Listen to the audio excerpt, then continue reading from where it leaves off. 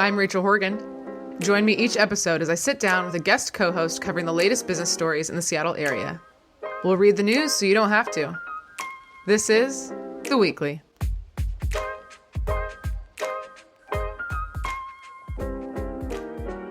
Okay, hey everybody. Thank you everyone for listening. It's really fun to see the number of listeners go up with each episode, and thank you especially to those that are sharing it with their colleagues and their friends. It really helps me in hitting that like button and subscribe and all of that.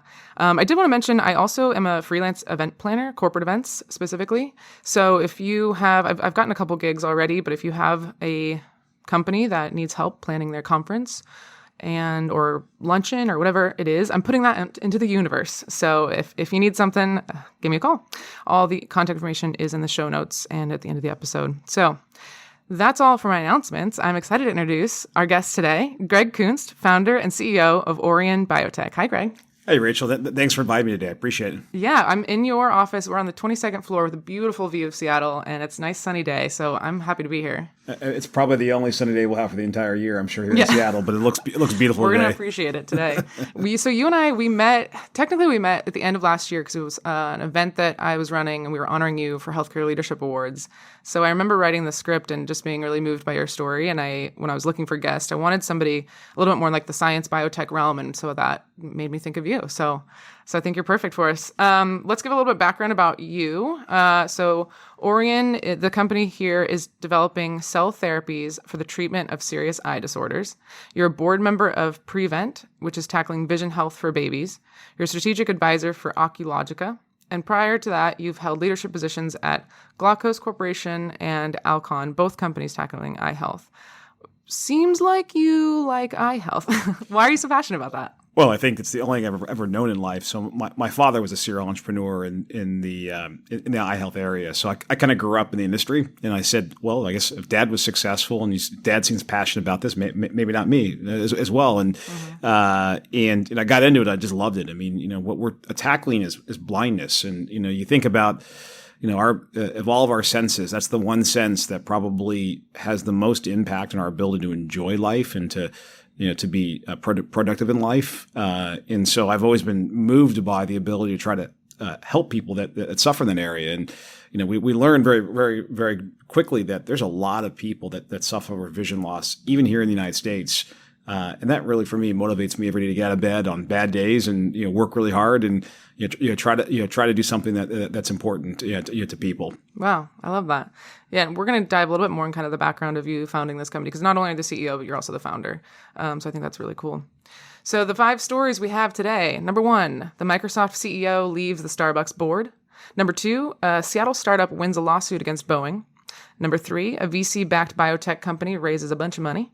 Number 4, a bit of a debate on the Lightrail location here in Westlake. And number 5, a singer opens a record store on Vashon. So, you ready to dive into this, Greg? Absolutely. Let's do it. Okay.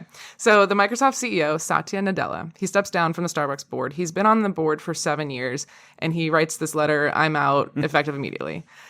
Now the board has 10 members. So he was the 11, now that's down to 10. Something I thought was interesting that is in January, they'd actually added 3 to the board. So it was the CEO of YouTube, CEO of T-Mobile, and the CEO of Grupo Bimbo, which I didn't realize is a massive food company. Right. So they add these 3 members, and then Satya steps down. It's on the heels. We did another story in another episode about how, Starbucks missed their earnings by quite a bit. And then Howard, the old CEO, goes on LinkedIn and it's basically like, this is what you should have done, kind of, sort of. And now Satya is stepping down. So I know we don't know why, but why do you think this sudden change?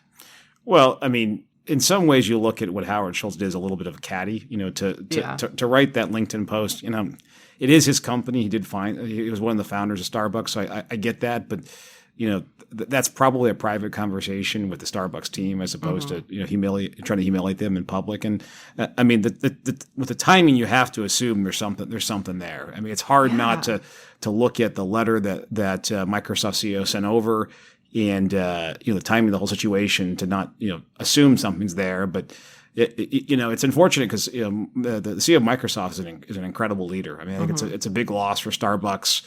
Starbucks is a great brand, an important brand here in Seattle that we all love and cherish. But I hope the best for the company. But it's a loss not having Microsoft CEO on that board. Definitely, yeah. I know my mind goes, does he know something that we don't? Is this a sinking ship, or could it just be he's like, yeah, I'm pretty busy with AI, so I got to go. We don't know. Usually, you don't just kind of leave in a random moment like that. I mean, usually in a board, there's a little more pre-programmed. And so if it was simply, that he's busy with AI, I think we would see in the normal cycle when his term was up that they would, he would move on. But to do it abruptly, I think signals are something more there. Again, that's speculating on my part. I don't have any evidence of that. But I think. It's unfortunate because he's a fantastic leader, and it's a loss for Starbucks not to have him on their board. Yeah, so let's talk about boards because you're on the board of this company, but also another company. Right. So I was doing some Googling and it said the average is 7 to 12, but you could have 30. Do you feel like 10 is a good amount? Is that what you've experienced? Yeah, I mean, so we have 7 on our board here at Aurion Biotech. Private boards versus public boards are very different in their approach. So we're a private company here at Aurion Biotech. Usually in a private board, you want to have odd numbers because you actually want to be able to make a decision. And usually in a private board, they're made up of investors.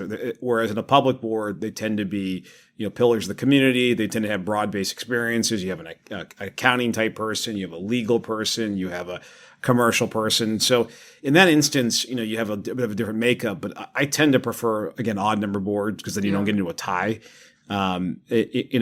Whether you have 7, 10, 15, 20, that's a personal decision or a company decision. I do think larger boards are harder and harder to reel in. I mean, I do think when you get to double digits, it becomes very difficult for management to be able to get clear direction and guidance and alignment with the board when you have more than 10. Yeah. One more question about boards before we move on. The idea of getting on a board feels so elusive to me because you're not seeing a posting on Indeed.com of here is a board position. It kind of seems like you get tapped on the shoulder at the right party. So how did you get onto these boards? I mean, obviously this is when you founded this company, but how did you get onto some of the others? Well, so I think to your point, I mean, if you saw a board posted on Indeed.com, you should really question the company because that's a strange way to, you see that sometimes. Usually there's something wrong with the company. Oh, right? Interesting. Okay. Right. Usually, look, I mean, in private boards is different than public boards. Private boards, again, tends to be investor types. Right. And there'll be 1 or 2 independent board members. And usually that's friends of the family. And so that one's very insular.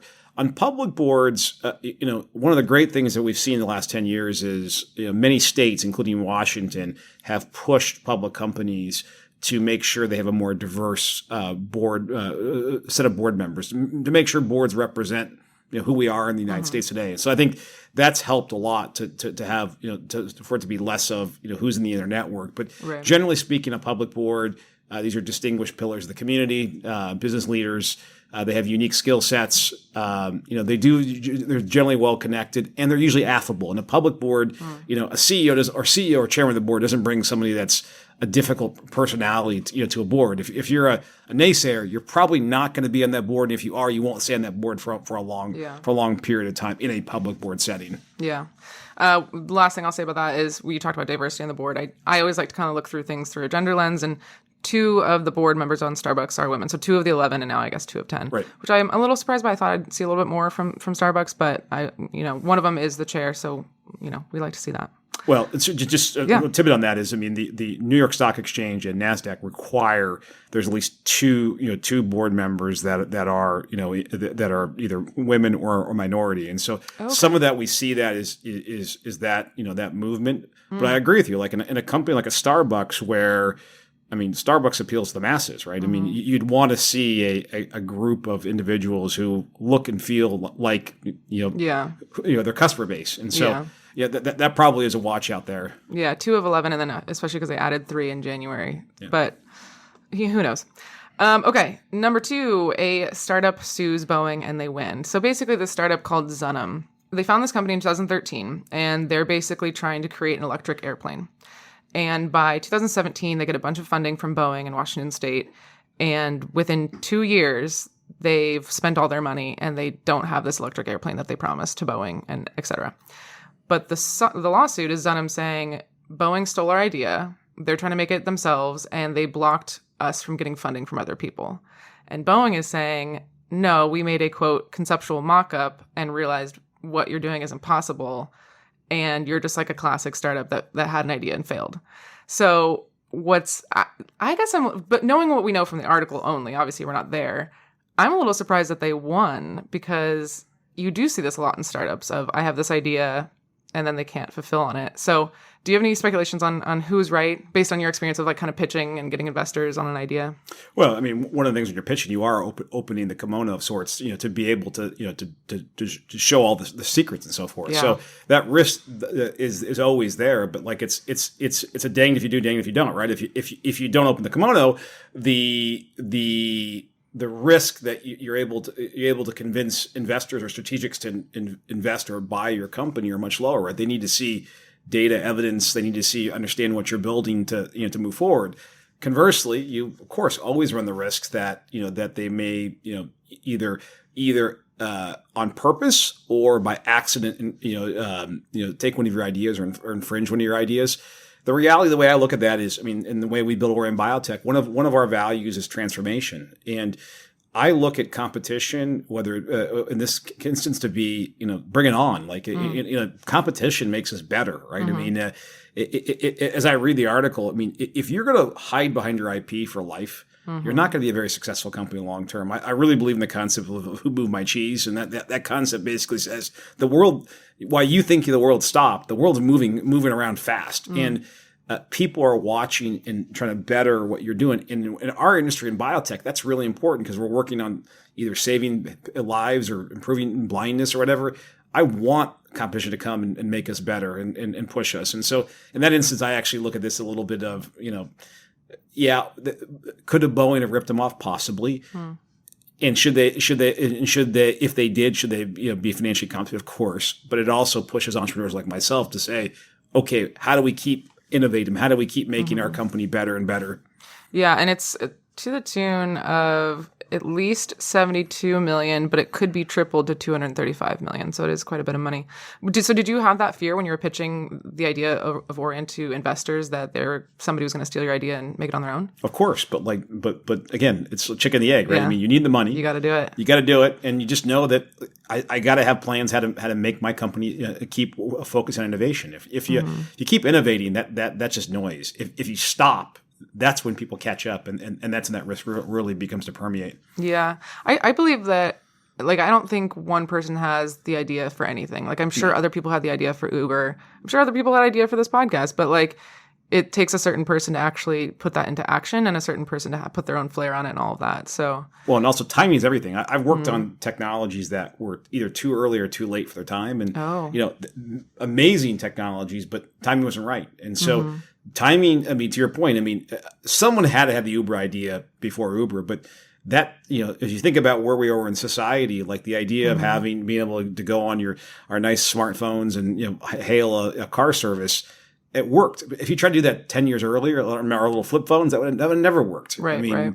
Who knows what we'll be in 10 years from now? I mean, maybe we'll be wearing, the Apple Vision thing, and our brain will think about ordering a car for us. I don't know. I mean, who knows where this all goes? Yeah, no, that's true. Anything else you want to say on this one before we move on? All good. All right.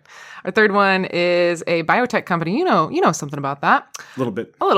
It was developed out of UW's Institute for Protein Design, which I didn't realize. I guess there's a whole program at UW. I mean, Seattle's a hub for science, so I shouldn't be surprised. But they're getting about $71 million after they've already raised $50 million. This company uses AI to develop macrocyclic drugs. Yep. It's 2 years old. And I did want to note that Madrona, which is our last 2 podcast episodes ago, we had a representative from Madrona on. They are investing in this company. So I brought this article into the mix because you obviously have experience as you were VC backed, right? Or no? Yes, VC backed. Okay. Yeah. So this is your area of expertise. Any initial thoughts when reading this one? Well, I mean, so this is a company using AI to massively screen for drugs. I mean, any company that has AI right now, like the wells of venture capital seem to open up. I mean, I wish I could say something about AI in our company because it'd make raising money a lot easier. But it makes a lot of sense. I mean, so what they're doing here is they're using artificial intelligence to go back and look at very old drugs, and that's a very time-consuming process if you do it with humans. And so they're going to have an ability to screen at rates that no one else has been able to do before. So I think in that instance, it's very interesting. In the case of Aurion Biotech, AI is not really something where we're focused right now.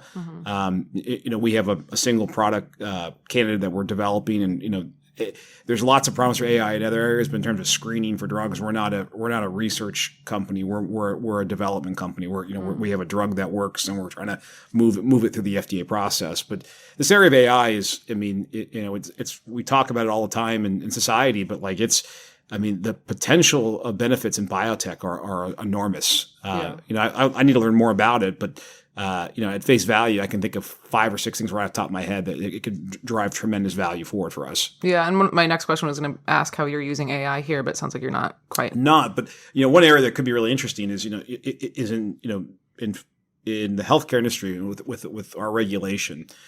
We have to be approved by the FDA, or in Europe by the European Medicines Association Society, and part of what you do is these gigantic documents. Hundreds of thousands of pages, and we write these. And so you can see a world where AI could write those for us. That would save us those are a year-long process to write these things. Oh, wow. Yeah. Lots of people hours. That on a very simple level is the low-hanging fruit. But certainly from a research perspective, the ability to screen drugs faster, that's really good for patients, because we're going to find a lot more treatments, using that approach. Okay, so this is a good thing. It's a fantastic thing, yeah. Okay, and then one more question. So they obviously were able to get a lot of funding. If you were able to get more, are you trying to get more funding? No. Well, so in biotech's expensive to develop. So you're always, once you stop raising money, you start raising money again. So the fundraising never ends, for any biotech company. And are you able to share, if you were to get another round of a bunch of money, kind of what your next project or what that would go towards? Yeah, again, we're a cell therapy company targeting blindness. Our first indication is a form of common form of blindness called corneal endothelial disease. Okay. There are other parts of the eye that where the ability to replace cells with new cells would have a significant impact on blinding conditions, things like glaucoma, some of the other corneal diseases. These are areas that we'll go into over time. But again, given we made an active decision that we wanted to focus on one thing, get one thing right first before we get a program too. Mm-hmm. The classic biotech way is to do 10 things and nothing actually works out. Mm-hmm. We took the opposite approach. So let's get one right, and then we'll do 2, and we'll get 2 right, and then we'll do 3, and we'll do 3 right. I just tend to believe that focus really matters in an organization, particularly for a startup. Now that may change as we get larger and we have more people, and then maybe we'll do a little more buckshot, but we're not there yet. Yeah, no, that's really interesting. Anything else? All good. Okay. Lightrail debate. Okay. So this actual story is a little bit older, but why I brought it into this episode is that we're now seeing a lot of people's opinions on it.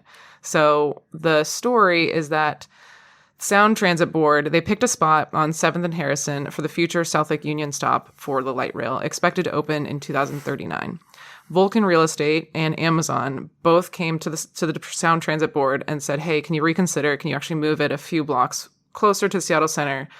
And they were citing reasons such as traffic for the next 8 years or so, and then also it would shut down part of that area for at least 4 years, so kind of ruining some of those businesses, and it's going to be hard for their employees. We do have to note that Amazon is the largest private employer here, so they're not just talking about a few people. Yep.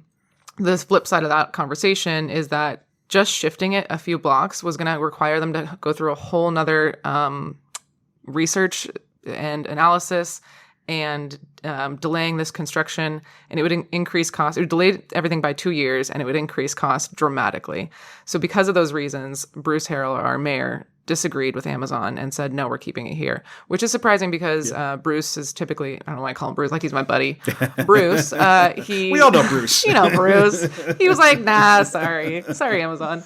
But he's typically been siding with companies. He's been very business community forward. So this was a little bit surprising. I sent 2 articles to you. Yeah. One was kind of seeing a little bit of both sides of it. So what was your take on that? Yeah, first of all, hats off to the mayor for being authoritative. Being the mayor of Seattle is a really tough job. I bet. You think about the business climate here is really strong, but we have some issues in downtown Seattle. We have issues with homelessness. We have issues with vacancies here in the area. We have lots of businesses that have shut down. So on balance, you sit back and say, well, on one hand, to poke Amazon in the eyes is probably not a good idea. I think they own, if I'm not mistaken, something around 50 buildings here in downtown Seattle. Our economy would be destroyed without Amazon. And some of the prior government officials have poked Amazon in the eye before. Whether kind of laying politics aside, we need Amazon to be successful in our economy, for our economy to succeed here in the Puget Sound region. And so, I think on balance, one part of me says, I'm not sure you want to give Amazon another reason to go over to Bellevue, which I think that's a serious option for them. Now, because if you notice, about a year ago, their CEO started referring to their headquarters as the Puget Sound region, no longer Seattle. I think it's telling that that they have optionality where they can go. But at the same time, is you look at 2.5, I think it was 2 years and increase the cost. I mean, the financially prudent thing to do for the taxpayers is to stay the course, right? That takes really difficult leadership. I mean, these are problems I deal with every day, like where it's bad, badder, and worse. Like and it's not like clear and present which way you go. And the mayor made a decision, whether you agree with it or not. He made a decision that seems unbalanced to be rational. The balance was, we need to get mass transit to the city as quickly as possible. We need to get more people back into the downtown area and do it as most cost effective way as possible. And is there a risk that Amazon, decides to move more people to Bellevue? Yeah, but it takes ambitious leadership to make the hard decisions, and I give the mayor a ton of credit on that. Yeah, I think this brings up this point of hard decision in the moment, maybe some shitty times for a couple of years, to have a benefit in the long run, which is, this is a better stop. I think there's a certain percentage where it was going to have less ridership if it was in this other location. And, I think that Amazon, I don't know, I think we have to kind of look at like the future promise of what could be good here. Has that happened to you? Have you had to make kind of a tough decision, gone through something terrible for a bit for a long run game? All the time. It's like every day. I mean, the things that reach the desks of top leadership at any organization are never easy decisions. They're always, because if it was the easy decision, the lower levels of the organization would have already made it. Like, right. Decision like this, the mayor made is, we don't want to. We need Amazon. Like, Amazon is a fantastic company, a fantastic contributor to our community. Seattle would be in dire straits without Amazon. But conversely, we need to get people back into the city. We need to get light rail here, and we need to manage the tax expenditures as best as we can. And the mayor made a tough decision. Again, I don't know which way I would have gone if I was in the mayor's. I tend to be more pro business, and don't do anything to tick off your most largest and most important employer, but. I can see where the mayor made that decision. I think, again, it was a courageous decision. And whether it's right or wrong, I give the mayor tons of credit for making a courageous decision. Yeah, definitely. No, I agree. Step one, you say we need. Okay, on to our last story. This one's just kind of a fun one. I don't know if anybody knows. Maybe I can have Nick put the song in here, but The Fray. Did you listen to The Fray? I have before, yeah. I can't say I'm an aficionado, but I have listened to it. They were an old band, and so the former lead singer, apparently he moved to Vashon Island, and he decided to open up a record store called Side Stack Records. It opened in January. It's the only record store on Vashon, which isn't that surprising because it's if you haven't been, it's quite small. There's like 2 people on the island, I think, if I'm not mistaken, right? 2 people on the island? Yeah, something like that. So he's selling to his neighbor. Give or take, yeah. He's selling some guitars and some amps. It's 240 square feet. Greg, I do have to admit something. I did go to Vashon yesterday to check out this record store. I want to say it's because I was trying to be this investigative journalist and chase the story, but really I wanted to meet him. But he wasn't there, unfortunately. Oh. But I had a good day on Vashon. Have you spent some time out there? I have before. It's beautiful. It's when we first moved up here from Southern California, we had this like romantic idea we were going to live on an island and take the ferry. And then I tried it once, like, that's pretty hard to come in every single day on the ferry. Yeah, I know. I had this vision. I was going to have this like eat, pray, love moment and just like solve all my problems and reach enlightenment. But then on the way back, like I had to wait an hour for the ferry and then the cars didn't move. And I was like, am I trapped on Vashon Island? Am I going to get off of this island? You got to swim back to Seattle, right? I know, seriously. And I did kind of run out of things to do, but I was by myself. So I think it'd be more fun if I had somebody else. But I get kind of just a fun one. If you were to move to a remote island similar to Vashon, what business would you start?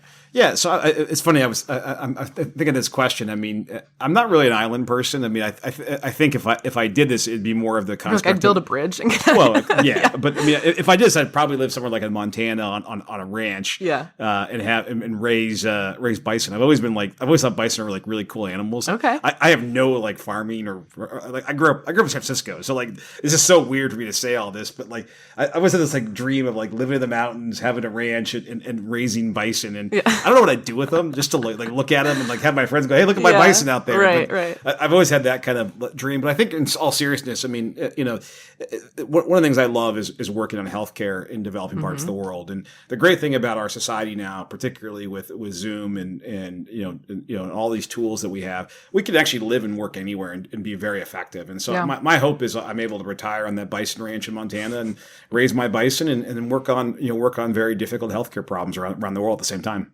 Yeah, I love that. I think that I would probably still have an event venue because that's kind of all I know. But I like to bring people together and create community. That's all I could think of.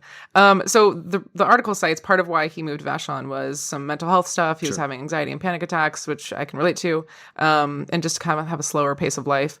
So being a CEO yourself, obviously that's stressful. How do you kind of take care of that and calm down and breathe and all of that? Well, I'm not very good at it, but I'm not. I'm so stressed right now.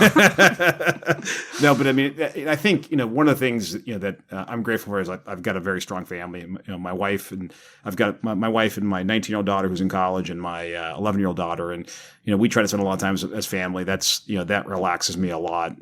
My wife has been with we got married when we were really young, so she's been with me through thick and thin, so it keeps me on the straight and narrow, which is great. But we have 2 wonderful dogs, 2 sheepadoodles that love us and we love them, and so that being home, I there's always like this sense of like relief when I come home. The other thing is I'm an avid skier, so when I'm really angry or really stressed out, I go up on the slopes and just about kill myself, and then I feel great. And I've had a couple instances. I had a bad crash this year up at Crystal, but it was on a bad day, so it felt great to crash and still survive. And you're here to tell the story. It's here to tell the story, and so that's the way I overcome. But mental health is real. I mean, we all. I mean, I think more people than not suffer from mental health issues, and everyone's got to find their way to deal with it. But it's not this idea. One of the things I learned in the CEO job is everyone thinks that a CEO is like Superman or Superwoman, and they don't have these issues. We all have these issues, and I wish more people talked about it because mental health is real. And I've suffered with it. I've had family members who suffered with it. It's something that I wish our society spent more time talking about, because it's not. No one should be ashamed of it, and it's a real problem. And real people every day face these challenges with mental health. Yeah, I had a CEO on our last episode, and she said she has a weekly meeting that everybody in her office knows it's her therapy, and she just was trying to normalize it and be like, I go to this too. It's okay. So I love that. I definitely support it. The Side Stack Records on Vashon. Go check it out. Greg, this has been so fun. Is there anything you want the audience to know or anything you want to plug? Yeah, I just want to give a great gratitude to the Seattle community. I mean, we started this company 3 years ago. Seattle is our home. I'm very proud of the biotech industry here in Seattle. I mean, really, most of the biotech industry has come out of Fred Hutch. And for those of you on the podcast that aren't aware of Fred Hutch, I mean, it's an amazing cancer center here in Seattle, and not only has helped a lot of patients, but has spurred a lot of innovation in the city. So, we talk about Seattle being a tech city, but I would argue that we're quickly becoming a biotech city, and that's really good for the economy. I mean, it's tech and biotech at the top of the economic ladder in terms of growth figures right now. And so I think the city's so well positioned to be that economic engine that's been the last 20 years. So thank you for inviting me, Rachel. Really appreciate our time today. Yeah, thank you. All right. Have a good one. This has been The Weekly. Make sure to check back next Sunday for the latest local business news. We love listener feedback, so if you have any story suggestions, comments, or complaints, email us at theweeklyseattle@gmail.com. We'll see you next time.